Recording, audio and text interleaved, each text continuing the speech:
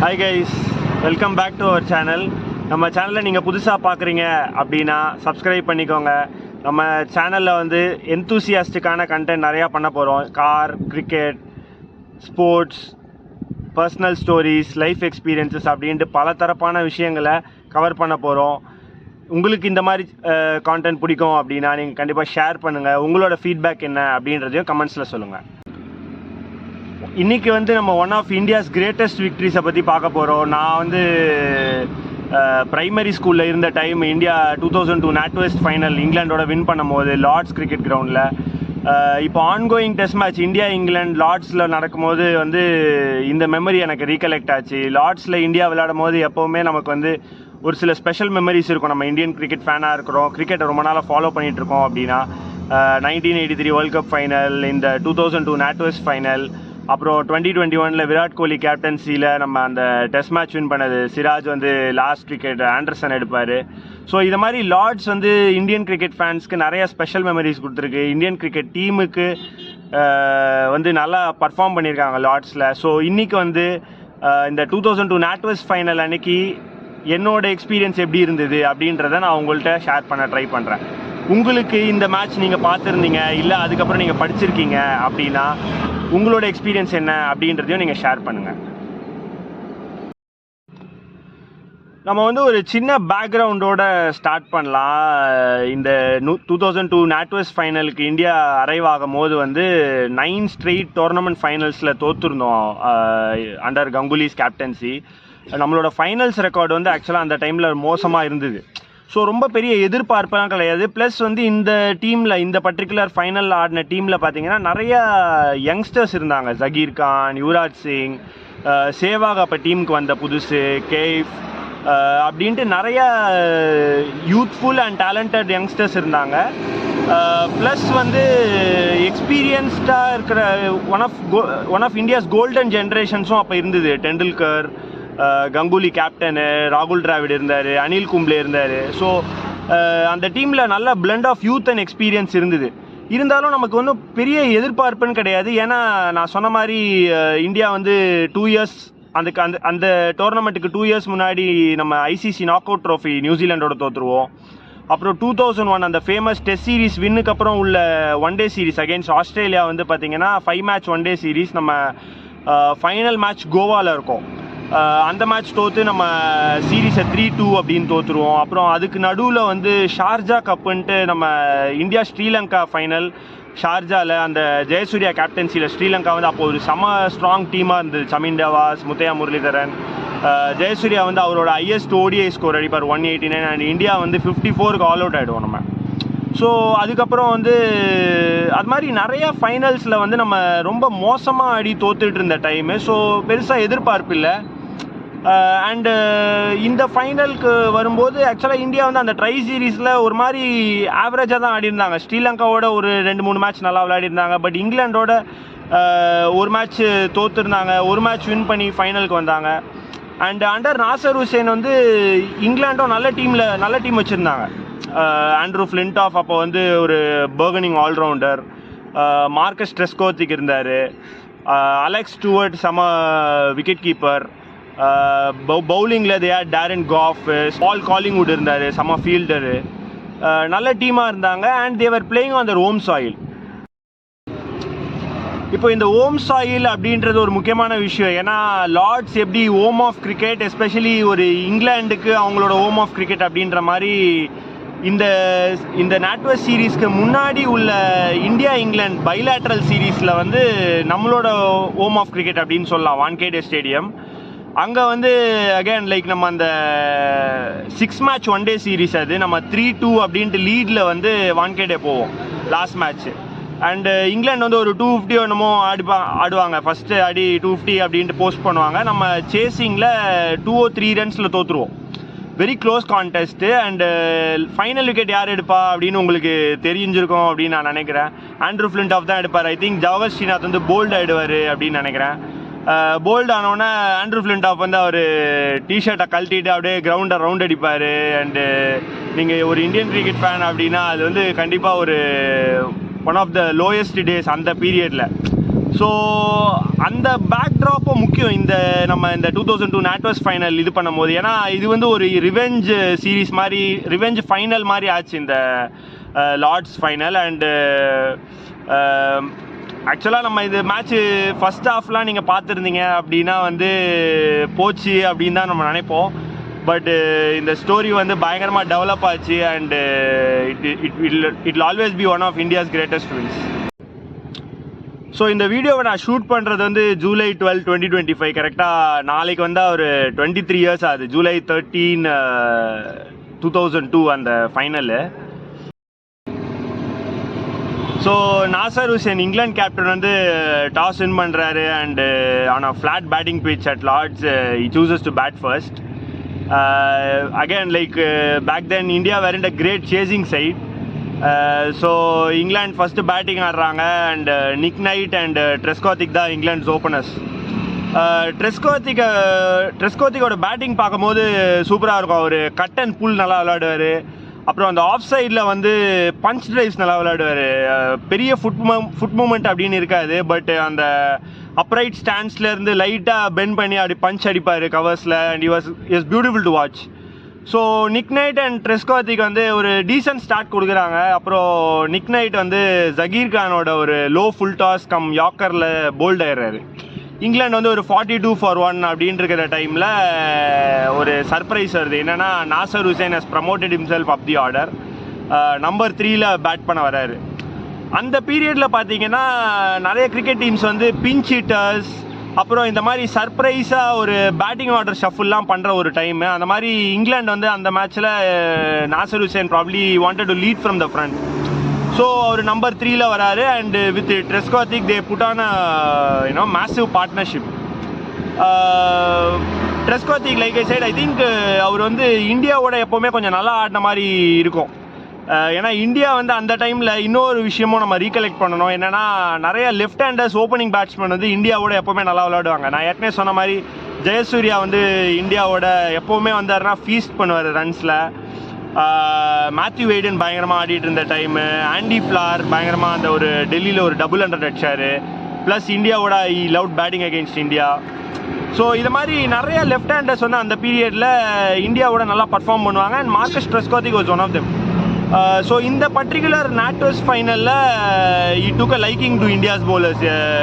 யாரையுமே வந்து பெருசாக விடவே இல்லை. ஜகீர் கான், ஆஷிஷ் நேரா, அப்புறம் ஐ ஸ்டில் ரிமெம்பர் ஹர்பஜன் சிங்கை வந்து ஒரு காலை முன்னாடி போட்டு ஒரு ஸ்வீப் அடிப்பார் to mid wicket. And he batted beautifully. And Nasser Hussain also was a good foil for him. Nasser Hussain வந்து அதாவது he was probably not as aggressive, but அது வந்து ஒரு நல்ல பார்ட்னர்ஷிப். ட்ரெஸ்காத்திக்கோட அக்ரெஷன் அண்ட் நாசர் ஹுசேனோட ஒரு காஷியஸ் அப்ரோச். ஸோ இப்படி போயிட்டுருக்கு. India didn't look like getting a wicket. And honestly அந்த பிச் வந்து ரொம்ப ஃப்ளாட்டாக இருந்தது அன்னைக்கு லார்ட்ஸில். அண்ட் அந்த ஷார்ட் ஸ்கொயர் பவுண்ட்ரிஸ் அப்படின்றதுனால எப்போவுமே வந்து எப்படின்னா Lord's can be a bit tricky to defend. So England நல்லா ஸ்மூத்தாக போயிட்டுருக்காங்க. And India are getting wickets. Anil Kumble போடுறாரு மிடில் ஆஃப் தி இன்னிங்ஸில். ஹர்பஜன் சிங் போடுறாரு. பெருசாக ஒன்றும் ஆகலை. ராகுல் Dravid was keeping wickets.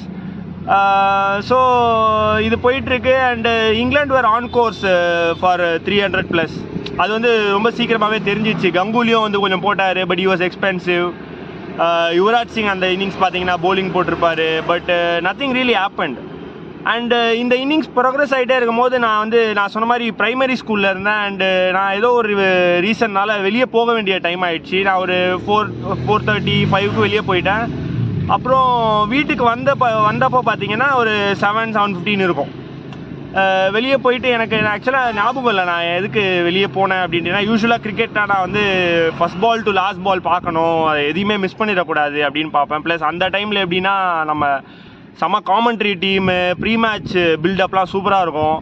So நான் என்ன பண்ணுவேன்னா 3 o'clock ஸ்டார்ட்டு, இல்லை இங்கிலாண்டில் வந்து 3:30 ஸ்டார்ட் அப்படின்னா நான் வந்து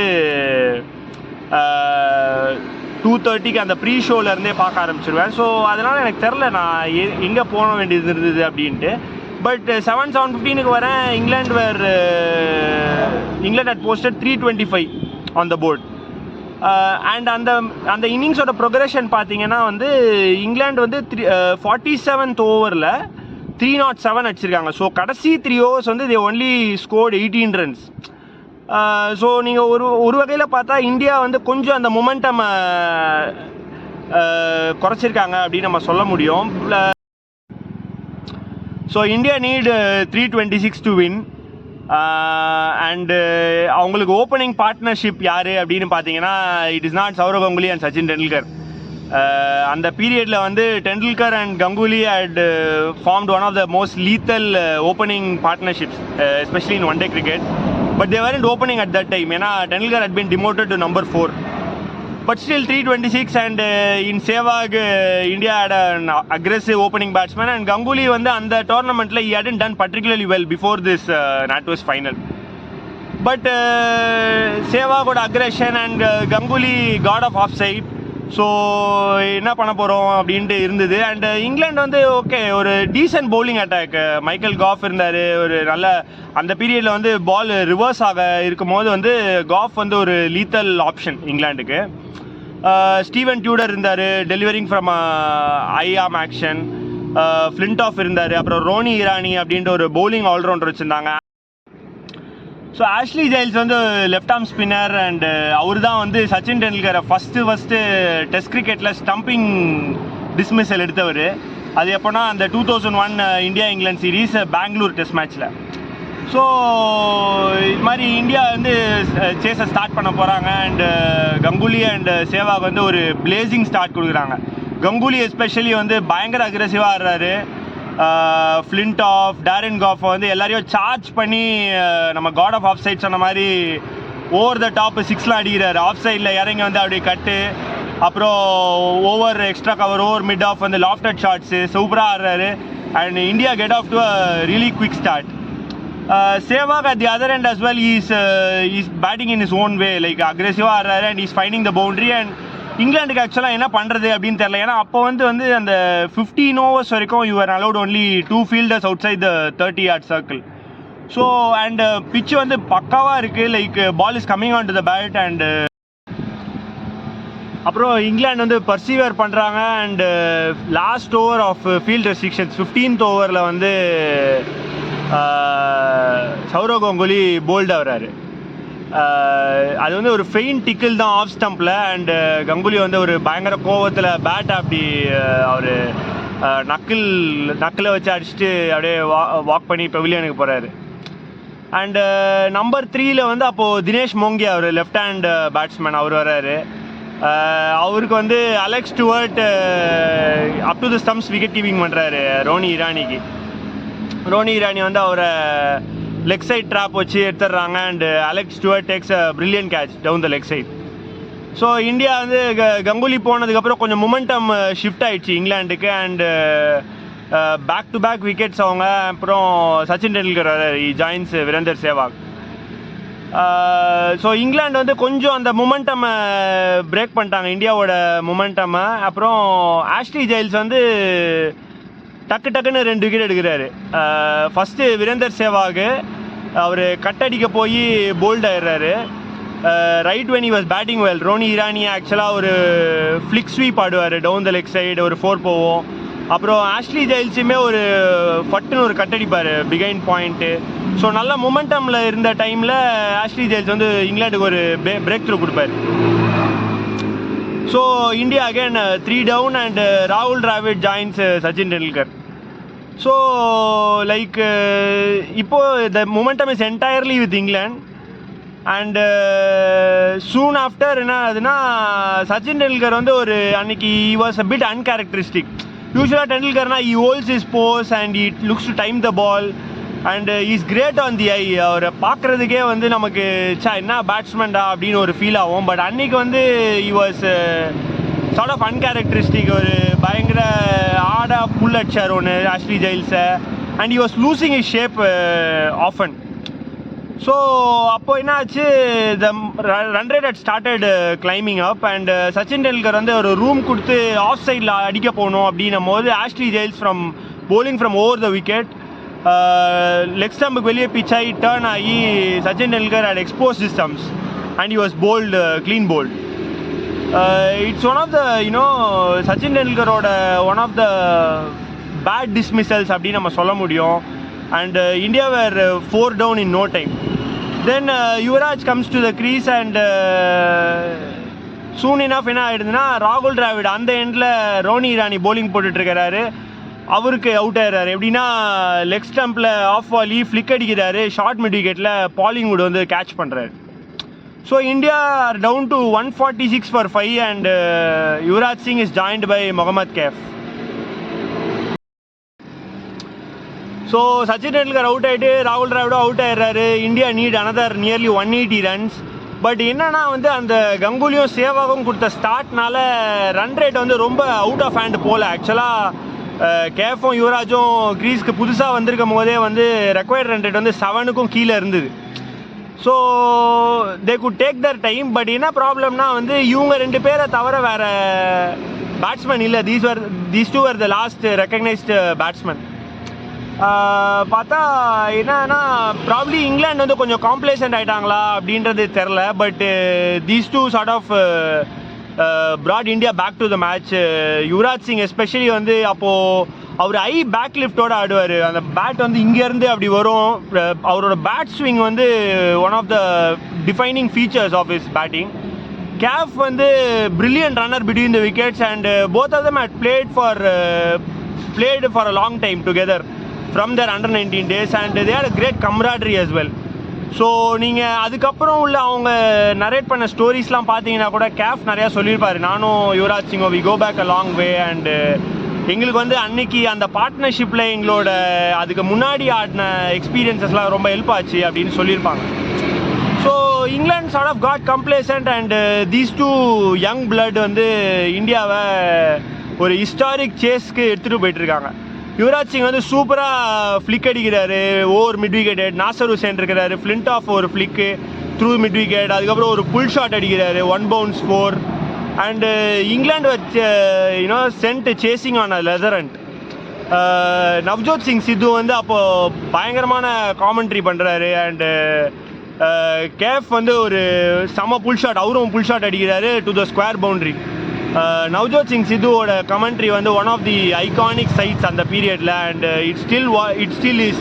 நீங்கள் உங்களால் முடிஞ்சால் அந்த மேட்சோட ஹைலைட்ஸ் பாருங்கள். And you will feel it in your veins when Kaif and Yuvraj resurrect India and Navjot Singh Sidhu is doing the commentary. ஒரு பீரியடில் வந்து அந்த கேஃப் புல் ஷாட் அடிக்கும் போது சித்து வந்து சொல்லுவார் பாய் பாய் பால் அப்படின்ட்டு. And you knew at that moment that India were back in the run chase and the momentum had shifted. It was now England under pressure.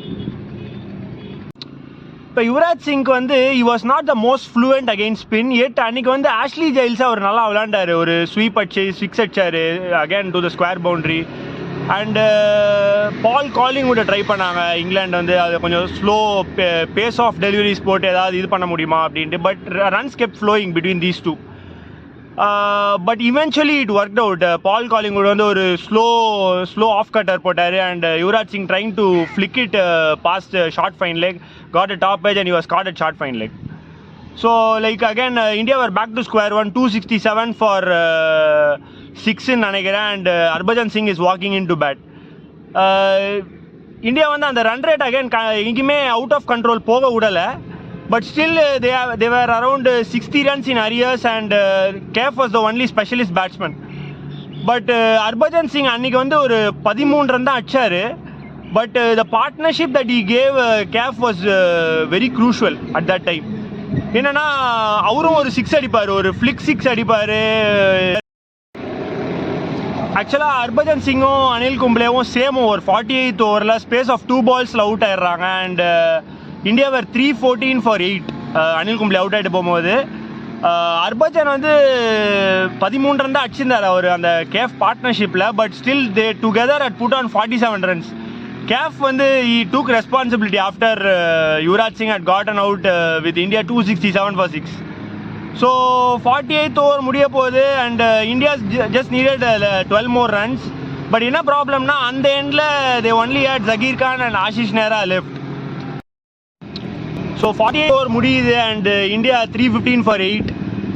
Zaheer Khan வந்து ஒரு லெக் பை ஓடிடுறாரு. So last 2 overs India need 11 runs. Zaheer Khan and strike.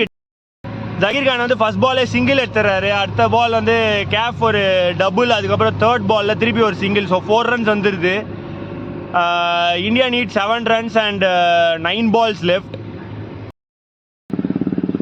So first 3 balls 4 runs வந்தது. அப்புறம் 4th ball வந்து ஒரு first time delivery போறாரு, wide கொடுக்கல.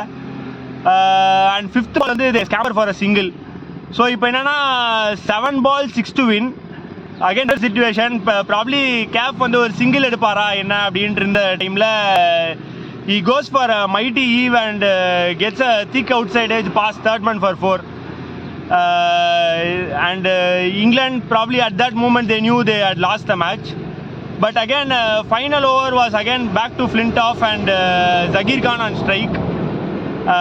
அவர் வந்து ஒரு low full toss, he guides it to short cover and they take off for a risky single. The throw goes to the striker's end. Cap வந்து ஒரு full stretch dive அடிக்கிறாரு. It goes for an overthrow and they come back for a second run and India complete one of their most spectacular wins even in that era.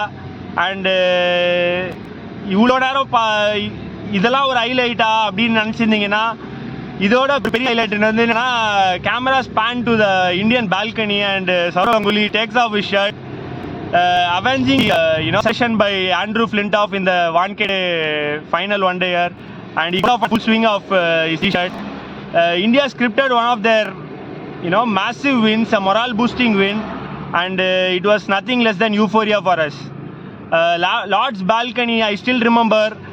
VVS Lakshman வந்து உட்காந்துருந்தாரு. he was not playing that day. Rajiv Shukla, current BCCI vice president, he was I think the team manager. Sachin Tendulkar was unbridled joy. Rahul Dravid is pumping his fists in utter joy as well. And it will always be one of the red letter days of Indian cricket. So that brings us to the end of this story of one of India's greatest victories. நம்ம இன்னொரு வீடியோவில் இன்னொரு special மேட்ச்சில் நம்ம meet பண்ணலாம். Until then, this is Sujit signing off. Bye.